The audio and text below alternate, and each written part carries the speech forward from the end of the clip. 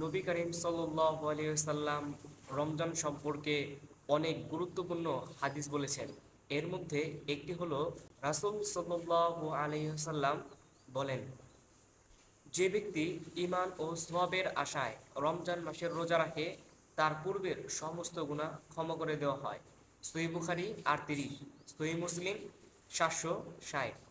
একটি রমজানের ফজিলত বোঝায় এবং উৎসাহিত করে যাতে মানুষ এই পবিত্র মাসে বেশি বেশি ইবাদত করে। নবী করিম সাল্লাল্লাহু আলাইহি ওয়াসাল্লাম রমজানের ব্যাপারে অনেক দীর্ঘ ও অর্থবহ হাদিস বলেছেন।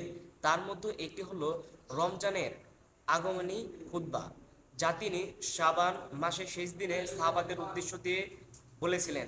একটি হাদিস গ্রন্থে বর্ণনা করা হয়েছে এবং তার ফজিলত সম্পর্কে বলা হয়েছে। সালমান ফার্সি রাদিয়াল্লাহু তাআলা আনহু থেকে বর্ণিত, তিনি বলেন, রাসূল সাল্লাল্লাহু আলাইহি ওয়াসাল্লাম আমাদের উদ্দেশ্যে শাবান মাসের শেষ দিন এক খুতবায় বলেছেন, মানুষ, তোমাদের কাছে এসেছে এক মহান মাস, এক বরকতময় মাস, এমন এক মাস যার মধ্যে রয়েছে একটি রাত যা হাজার মাসের চেয়ে উত্তম, যা লাইলাতুল কদর। আল্লাহ এই মাসের রোজাকে ফরজ করেছেন এবং রাতের নামাজকে নফল ইবাদত করেছেন। যে ব্যক্তি এ মাসে কোনো নেক কাজের মাধ্যমে আল্লাহর নৈকট্য লাভ করে, সে যেন অন্য মাসের একটি ফরজ আদায়ের সমতুল্য সওয়াব লাভ করলো। আর যে ব্যক্তি এই মাসে একটি ফরজ আদায় করে, সে যেন অন্য মাসের 70টি ফরজ আদায় করার সমমানের সওয়াব পেল। এটি ধৈর্য, আর ধৈর্যের প্রতিদান হলো জান্নাত। এটি পরস্পর সহানুভূতির মাস। এটি সেই মাস যাতে মুমিনের রিজিক বৃদ্ধি করা হয়।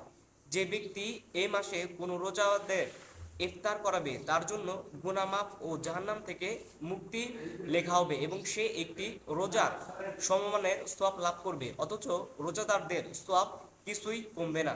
সাহাবীরা বলেন, ইয়া রাসূলুল্লাহ, আমাদের সকলের পক্ষে তো রোজাদারকে ইফতার করানো ব্যবস্থা করা সম্ভব নয়। রাসূল সাল্লাল্লাহু আলাইহি ওয়াসাল্লাম বলেন, আল্লাহ এই সওয়াব তাকে দেবেন যে কেউ একটি খেজুর, এক চুমুক পানি বা এক ঢোক দুধ দিয়েও ইফতার করাতে পারে। এটি এমন একটি মাস যার প্রথম অংশ হলো রহমত, মাঝের অংশ হলো মাগফিরাত, গুনাহ ও ক্ষমার মাস, এবং শেষ অংশ হলো জাহান্নাম থেকে মুক্তি। যে ব্যক্তি এই মাসে তার দাস ভৃত্যদের কাজ হালকা করে দেবে, আল্লাহ তাআলা তাকে জান্নাত থেকে মুক্তি দেবে। এবং তোমরা এই মাসে 4টি গুণ বেশি বেশি করে করবে। প্রথম দুটি হলো লা ইলাহা ইল্লাল্লাহ, বেশি বেশি পড়বে। 2, আল্লাহর কাছে ক্ষমা চাইবে, আস্তাগফিরুল্লাহ। আর যে দুটি গুণ তোমাদের জন্য অপরিহার্য তা হলো আল্লাহর কাছে জান্নাত কামনা করবে, 2, জাহান্নাম থেকে মুক্তির দোয়া করবে। আর যে ব্যক্তি এই মাসের কোনো রোজাদারকে পানি পান করাবে, আল্লাহ তাকে হাউজের কাউসার পানি পান করাবেন। সহিহ ইবনে হুজাইমা 1887।